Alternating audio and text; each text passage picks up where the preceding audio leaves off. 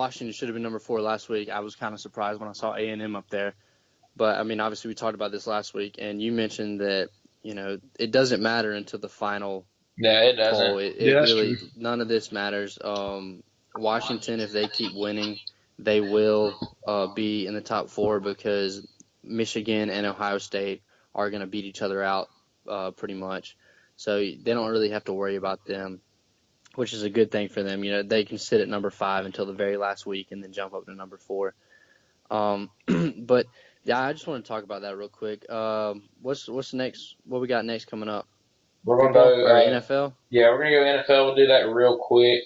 New Orleans and Denver. New Orleans at home, favored by 1.5 points against Denver, and I got New Orleans winning and covering. I got New Orleans winning and covering. New Orleans looked good the past few weeks. Broncos defense looked really poor last week after they looked really good the week before. But I still got New Orleans winning by more than 1. Yeah, Saints all day, baby. So then we got Houston traveling to Jacksonville. Houston is favored by 1.5 on the road, and I'm going to go with Jacksonville to win that game. I got Jacksonville winning covering. I'm kind of surprised they're an underdog, but I got Jacksonville winning covering. Upset of the week. Yeah, I don't really know much about these 2 teams, so I'm just gonna go with what everybody else is saying. So whatever Tripp says, I'm gonna go with Tripp. You got Atlanta traveling to Philadelphia. Philadelphia's kind of fallen off a little bit since they had the hot start. It's a pick'em game. Atlanta's on the road. Atlanta's been playing good. You've got the leading passer and the leading receiver in the NFL on the same team. And I think it's too much for Philadelphia. I think Atlanta wins. Yeah, Atlanta's defense is not that good, so I'm really looking for this to be a high-scoring game. But got Atlanta winning. The best defense is good offense. Atlanta wins. Yeah, I think the Falcons are gonna win too. Just because my boy Julio's on there, I don't know if he's playing. I don't know if he's not. It seems like he stays hurt all the time, but yeah, Falcons. And then Chicago travels to Tampa Bay. Tampa Bay is favored by 1.5 at home. Chicago's been playing pretty good since they got Cutler back. They beat the Vikings, which was kind of surprising. I'm going to go with Chicago to come down to Tampa Bay and come out with a win. Yeah, I'm taking Chicago. I think we have the exact same picks this week, but taking Chicago on this. Tampa Bay is trash. They are trash. They are trash at home. Chicago can definitely win by at least 2. Yes, I agree. When are the Raiders playing? Those are my boys right there. Oakland Raiders. The Raiders. Dude, they look good. They look good this past week. Yeah, man, I haven't really been a fan of the NFL just because I don't know. I just turned into entertainment. Yeah, it really has. They can't even the referees are hard on for celebrate. I used to love watching them, and they used to celebrate and do all their touchdown dances, and now it seems like they can't even do that anymore. So I haven't really been a big fan of the NFL. Speaking of poor officiating, Brooks, how much time do you think we got left? No, we got time, dude. We can talk about whatever you want to talk about. Okay, because I really wanted to talk about this last night. I was watching the game, the Monday Night Football game, the Buffalo Bills at Seattle Seahawks. It was a really good game. Came down to the last drive. Bills lost by 6, but right before halftime, Tyrod Taylor. I just want to throw this out. Tyrod Taylor looked extremely good last night. He's a pretty good quarterback. Yeah, he's doing really well. Yeah, surprising. But anyway, he made a lot of athletic moves. Anyway, they were going down. They were trying to drive, get in the field goal range right before the half. He throws a first down pass to Robert Woods. They have 1 timeout left. They use it. They're in field goal range, so they run the kicking unit out there, and they're out there. Richard Sherman is lined up on the right side. Right before they snap it, Richard Sherman jumps the snap. He's about 2 seconds early, like completely offsides, runs, and might as well, try to block the kick anyway. So he literally jumps past the ball. He still reaches his hand back and tips it a little bit, but he goes straight for the kicker's knee. Should have been a personal foul, 15-yard penalty, automatic first down. That's what it should have been. It ended up only being offsides. Do what? It ended up being nothing. Yeah, it ended up being it was an offsides penalty is what it was. No, I know. I'm saying, but then you had to delay a game, and it ends up just. I mean, he didn't get punished for it at all. I know, like the kicker goes down. The trainer comes on, because the kicker looks like he's in agony. So they're helping, they're tending to him, whatever. Well, he gets up, he's fine. I guess he just got his knee hit a little bit or whatever. Anyway, he gets up. Well, the refs come out and say no, he has to come off the field for a play. Well, there's 3 seconds left. So what the Bills decide to do is go out there, snap the ball, spike it really quick. So that's what they do. There's 1 second left on the clock. Well, they run the kicker back on the field. Well, the kicker's getting ready. The head official is over the ball, like not letting him snap it. And the play clock is running. The play clock's at 5. Well, the official backs off the ball, and then the kicker, he takes his 3 steps back, 2 steps to the right, or 2 steps to the left.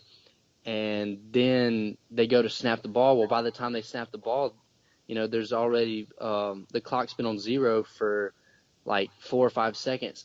They snap it. He kicks it. It goes through the uprights, but they throw a flag for delay a game, back it up 5 yards, do the same thing over again, kicks it, and it's wide right. So really, initially, they said the reason why the kicker had to come off the field was because the Bills did not have any timeouts, so they couldn't use the timeout. If the trainer comes out, you have to go off the field. Right, and if it's a personal foul, then the kicker gets to stay on the field. So really, the kicker should have been able to stay on the field with the 15-yard penalty. So really, that's actually like a brilliant move. If you're lined up and, you can just jump off sides and go kill the kicker. You know what I'm saying? Like as long as you can make it not. Especially if they're on borderline, if they're on borderline field goal range, and you do it, then it moves them up 5 yards, but it doesn't make that big of a difference. And plus, in that case, sometimes, especially if they don't have a timeout, it works. Like if they have a timeout, it's not going to work. But if they don't have a timeout and the clock is like 4 seconds or 2 or 3 seconds, they don't really have time to go out there, snap the ball and spike it, because 3 seconds are going to run off like that. So basically, you could just kill the half right there, just by running and acting like you're going to, kill the kicker, but not make it kind of look like you didn't intend to kill the kicker. I don't know if Richard Sherman meant to do that intentionally. I feel like he did, just looking at it. But I just wanted to say, I don't know if he intended for that to happen, if he knew in the back of his head, oh yeah, we're just going to screw with them, we're going to make it so that way they, they're not able to kick this. But it was an interesting sequence of events. Ended up pretty much costing the Bills the game because they could have kicked a field goal at the end to go ahead if they would have been 3 points closer, or to tie it, actually, I guess. But I just wanted to talk about that. I thought that was wild. I think that's another example of bad officiating. You've seen a lot of it. There's been a lot of bad officiating in the NFL this year. It didn't start this year either. It's been going on. No, it's been for a while. It keeps getting worse. It seems like it's worse in college. Well, in the NFL though, it seems like a lot of stuff is being flagged for personal foul, like taunting and stuff. I saw something last night where I think it was Robert Woods again. He caught a pass for a first down or whatever, and when he was on the ground, a defender was reaching in and trying to swat the ball or whatever. Not it wasn't really anything. Well, Robert Woods gets up and he puts it in his face or something, and then he just drops it, and they flagged him for personal foul. That's ridiculous. I think this is getting a little out of hand. Some of these, and then they're getting flagged for some of these celebrations, which some of the celebrations I don't think are that bad. I think that the refs need to lay off, just back off a little bit, just chill, relax. It's not a big deal. Yeah, I agree. There was one, I don't know the guy's name, but I'm sure you would know what I'm talking about. I saw on Twitter or something like that. He scored a touchdown and then started celebrating. Well, the referee told him to stop or something like that. And so he started taunting the referee, and so he got flagged for it. And then he reached back in his pocket or something and grabbed a towel or something like that and threw at the referee. and then I think he got ejected after that. I don't know if you saw that. Yeah, that was Travis Kelce. Yeah, Yeah, Kelsey. I saw that. So I mean, okay, that is understandable. Well, and after the game, he said, "Well, the refs have the ability to throw their flags on us, but we can't throw our flags on them when they screw up." So, he said that he was just throwing the flag on the ref when the ref screwed up. Which, I mean, that was funny, but he shouldn't have done it. But I think the players, what you're seeing is they're getting a little tired. Yeah, they're starting to get really upset with it. They're taking the fun out of it. They're making it where it's not as fun, and that's what used to be what was fun about the NFL was watching all the celebrations, watching people spike the ball, throw the ball at the wall, punt it up in the stand. I mean, it's just stuff like that. I mean, who was it that went? Was it Terrell Owens went and pulled the cell phone out of the? He used to have some of the best ones. He got the popcorn, the lady in the stands. Terrell Owens, was it Terrell Owens that when he scored one time he pulled a Sharpie out of his sock and autographed it? Signed the ball. Yeah. He was the stuff king like of that, touchdown man. That was celebrations. fun. And then there was that time where he was playing at Dallas. I think he was with the Eagles, and he scored and went and stood on in the middle of the field. Yeah, and then George Teague nailed him the next time. Yeah, George Teague nailed him the next time he did it. That was funny. Yeah. But I mean, stuff like that, man. That was entertainment. And now football's headed toward. I mean, it was entertainment, but it was they played hard. Now there's so much where they try to make everything so even with the draft picks and stuff that you don't really have any dominant teams in the NFL. I mean, you got the Patriots, but you got a team like the Panthers who went, whatever they went last year, and now all of a sudden they're terrible. Yeah. And it's like they're trying to make it where every team is equal, and that's not how it should be. If you've got an organization that can do things better than another organization, you should win.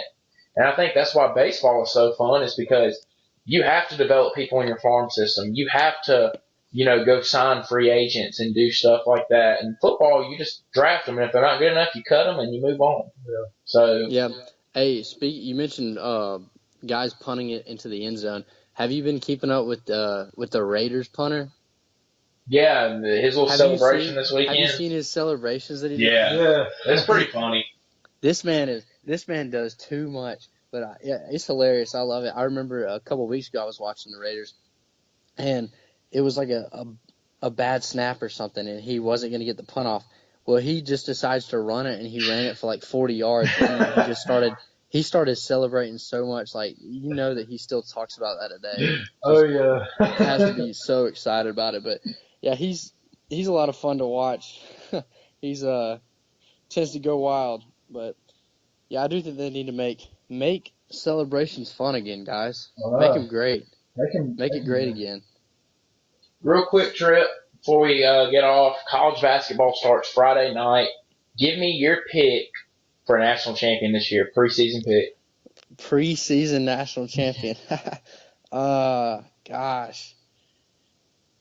Oh, jeez. I honestly not sure. Probably going to be ACC school, either Duke or North Carolina. I feel like they're just always in it. I'm going to go North Carolina. Byrd, what are you thinking? Wichita State, baby. Hey, they get close just like every year. This is their year. This is year they're gonna win it all. Yeah, it was interesting when Bama almost got Greg Marshall. I'm happy they ended up getting who they got, but I think Bama's going to be good this year in basketball. I think Auburn's going to have a really good year in basketball as well. I'm excited to see those two schools get going. I think it's going to be fun to have two programs that haven't been as good get good at the same time, and it's going to be pretty competitive. I'm really looking forward to that. Give it a few more years, and the Alabama-Auburn basketball rivalry is going to be really heated. I hope so, man. I'm so ready for some Alabama basketball. I'm going to the game against Coastal Carolina on Friday. I'll be there. It's going to be a lot of fun. Yeah, I'm looking forward to it. My preseason pick, you got Villanova, the defending champs. North Carolina was the runner-ups. A lot of good teams. Michigan State's preseason number 12, and they've got a big game on Friday, and then they play next Tuesday against Kentucky. So they have some early season tests, and I'm going to go with Michigan State. You got a team that's going to be hungry. They got beat in the first round when a lot of people were picking them to win it last year. So my pick is Michigan State to win the college basketball championship this year. Who do they play on Friday? Pretty sure they play. It might be Arizona, I think, if I have that right. Let me check real quick. There's two ranked games on Friday. Let's see. The first one.